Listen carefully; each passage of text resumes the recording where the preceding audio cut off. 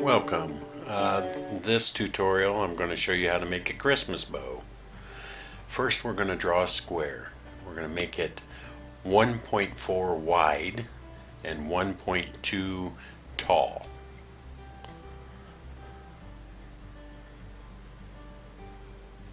Now I'm going to draw a second rectangle and make it 0.2 wide. Then we're going to center them up. You can do this by clicking CE.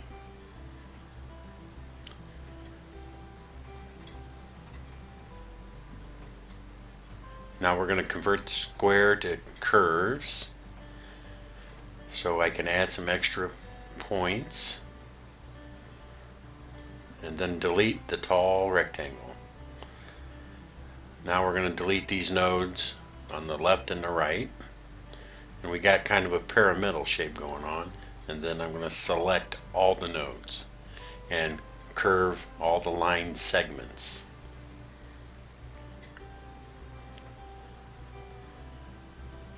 Then I'm duplicating, making 3 of them, a bottom, a middle, and a top. Now the bottom one is facing downward, so you're going to have the top curve kind of steep, not too bad. And then the bottom one will come in, so you have a curve inward. Next, this is the middle one. It won't be as steep coming out, but it'll extend out at the bottom and not quite as far at the top. And lastly, this one will be pointing up, so you'll have a stiffer curve at the top, and it'll still be pointing downward on the bottom curve. And it's a little bit sharper than the middle one. And as you know, this is off a little bit, so I'm going to make a little bit of an adjustment.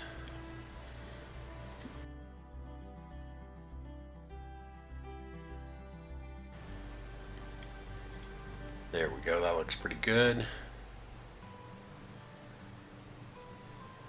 Now we got to add a bottom layer oval, because this is going to be slightly different, darker color than the upper part, because it's looking like a ribbon, and the ribbon tends to shine on the outside.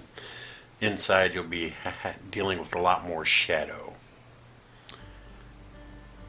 I convert the oval to curves. Make sure you have your snap to on.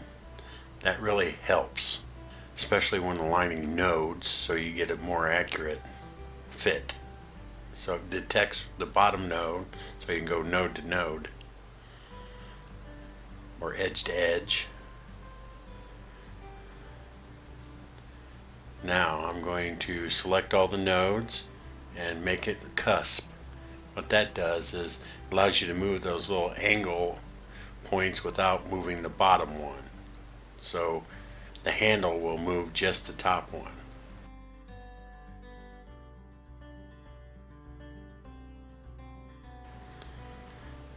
That looks pretty good.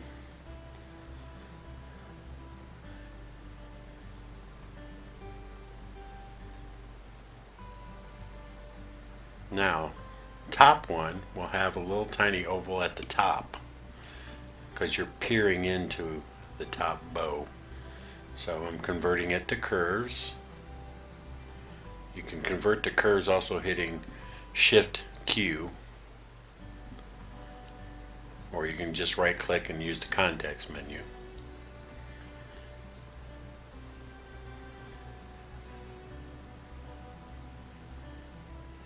Now I'm making sure it overlaps everywhere, so I can just do a simple select both and do an intersect.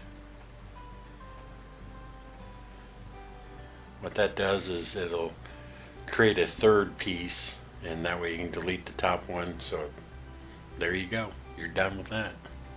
Now we got to pick colors.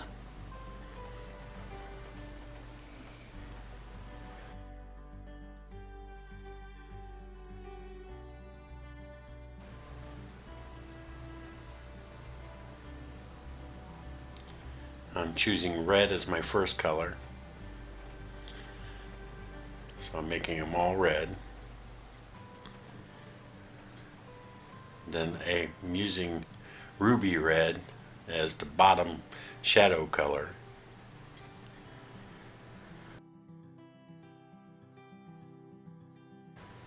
And I'm going to move that behind, order to back a page.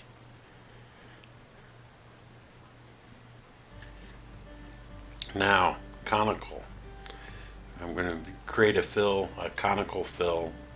That's one thing that's nice about Corel, which will give us a nifty effect here. You'll see it in a second. I chose a darker red by holding down the palette colors. Allows me to choose colors along the same vein.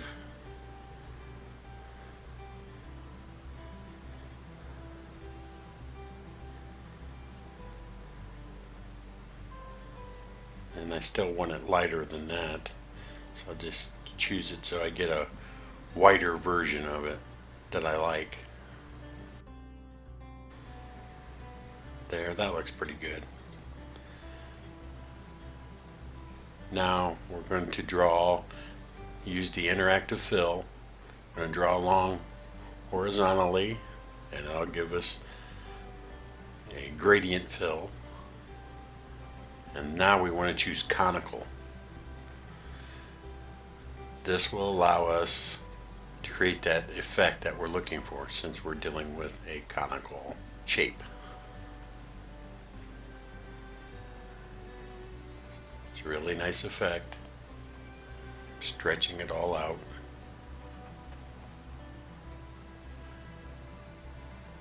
Now we got the apex point past top of the cone.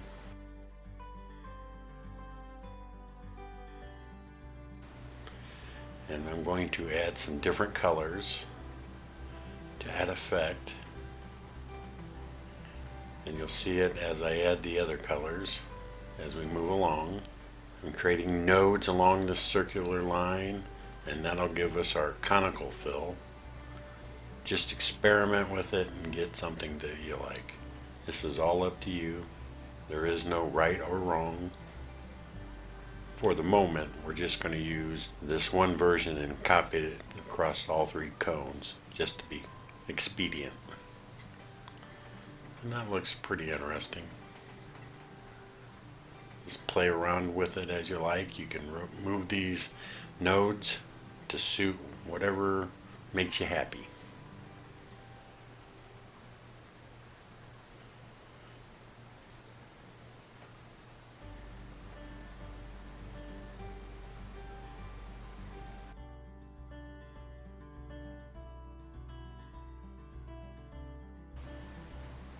Now we're going to copy the fill to the other two objects. You do this by right-clicking on it and dragging it and placing it over, and then choosing the copy fill here. And just, there you go. You have your three ribbon portions. Bottom, middle, top.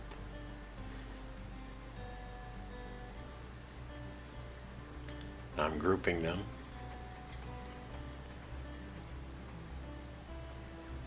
Now we're going to create a circle. Drag and hold Control, and that'll constrain it to make it a perfect circle. Now we're going to change the circle, although make sure you have that locked. Otherwise you'll have to enter it twice. So it's 2.85 for the first circle. Now we're going to do a contour. Makes it easier. So the contour, we're going to go 0.22 on an inside contour. Now we're going to break it apart. Select middle one, the inside one. We're going to do another contour, this time 0.3. Another inside contour, hit enter, break that apart. We now have 3 circles. This is going to be our guide for laying out our bottom, middle, and top. So line up the bottom piece so that the 2 end points past the oval are as close to the circle edges as possible while it's centered. Select the circle and center it. Now click again. You bring up the skew portion, and with the snap to on you can line it up to the center of the circle. So that means when I duplicate this, it'll rotate along the circle axis, center point. Then kind of guesstimate where you want them, because you can adjust as you go. Then hit Control D. And then lay them out to your desired positions. There is no right or wrong. You are making a ribbon.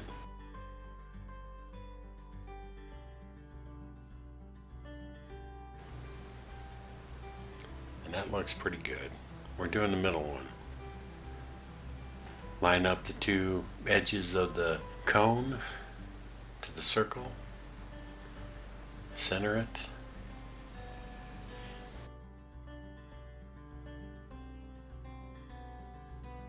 Duplicate. Put the center point to the center of the actual circle. It'll click because of the snap to objects. Duplicate and rotate, creating 5 of these total. Line up to whatever you feel is appropriate. You don't really want it to overlap yet. That comes on the top.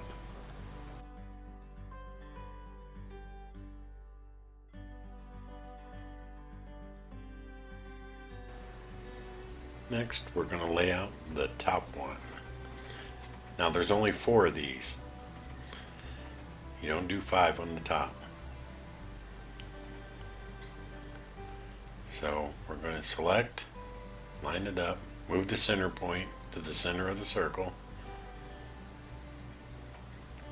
Now we're going to make 4. Now these are going to overlap, and you want them to. It's just after studying ribbons, this is how they all pretty much work. There's always some kind of an overlap. But as you notice, we're going to have to tighten that up a little bit better than what we got it.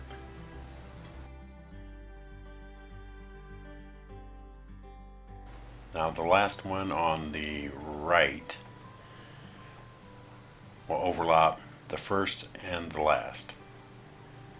It's just the nature of the beast, since probably how they manufacture it. It's a manufacturing effect. So you got to kind of adjust it to suit that realistic vision.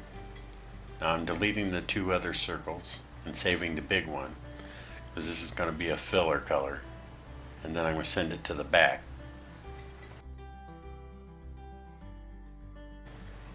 There we go. Might even want to go darker, but we'll come back to that. Now I'm bringing it in so I can lay out these overlaps, make them look realistic, because they fit inside, just like that kinda. Keep in mind you don't have to be perfect, but you still want to maintain that illusion of realistic behavior. I'm probably going to have to tweak that one.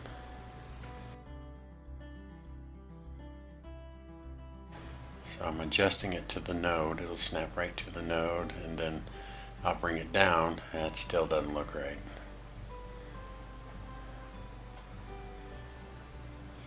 So I'll play with this a minute.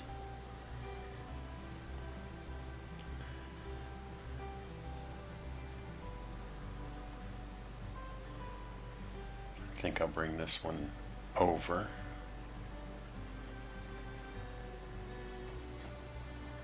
You'll even find the node while it's underneath. That's what's the beauty about this snap to.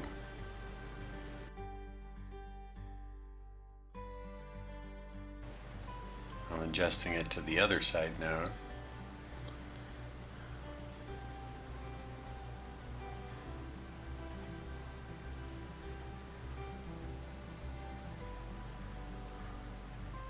I'm going to adjust this one so it looks centered a little bit better.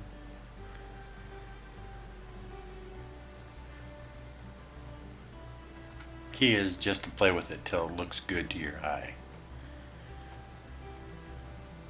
And you get the basic gist. So let me tweak it a little bit more. Get it to where I like it.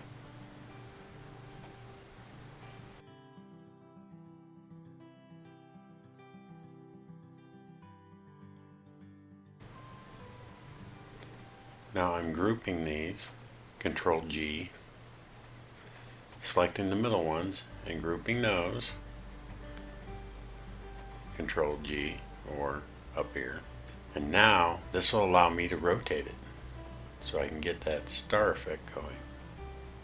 And just tweak it however you think makes it look good. You want it a little quirky, a little off, because keep in mind, machine made it in a hurry. They didn't spend hours manufacturing it, otherwise they'd lose their ass when trying to sell it to people.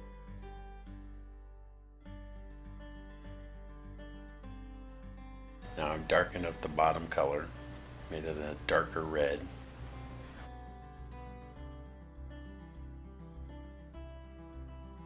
One thing missing, a center ribbon to tie it all together. So I'm just going to make one real quick using my freehand tool. Doesn't have to be perfect.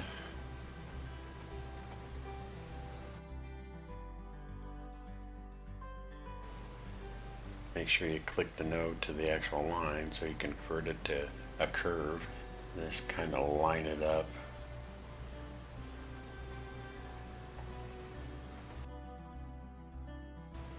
Now we're going to shade it, make it look like a ribbon. To do that, we select the gradient tool,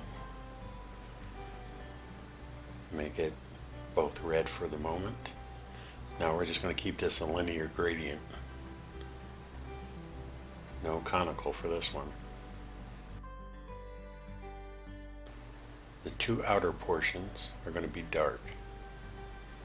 Two outer nodes and a medium dark for the inward, and that's going to be bright light flashing right on it.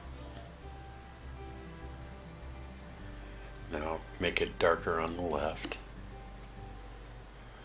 and just do it to whatever suits you. Give it a realistic effect. There is no real right or wrong when doing this. So I'm going to stick this behind the grouped conical shapes. There you go. You now have a ribbon. Now you can change up the cones so they don't all look uniform to give it a more realistic approach when doing, which I would recommend, just to make it look unique and special. Thank you. I hope you learned something, and have a good day. Please like and subscribe. I'm going to try and put more videos up as time goes on, as often as I can. I thank you very much, and you have a great day.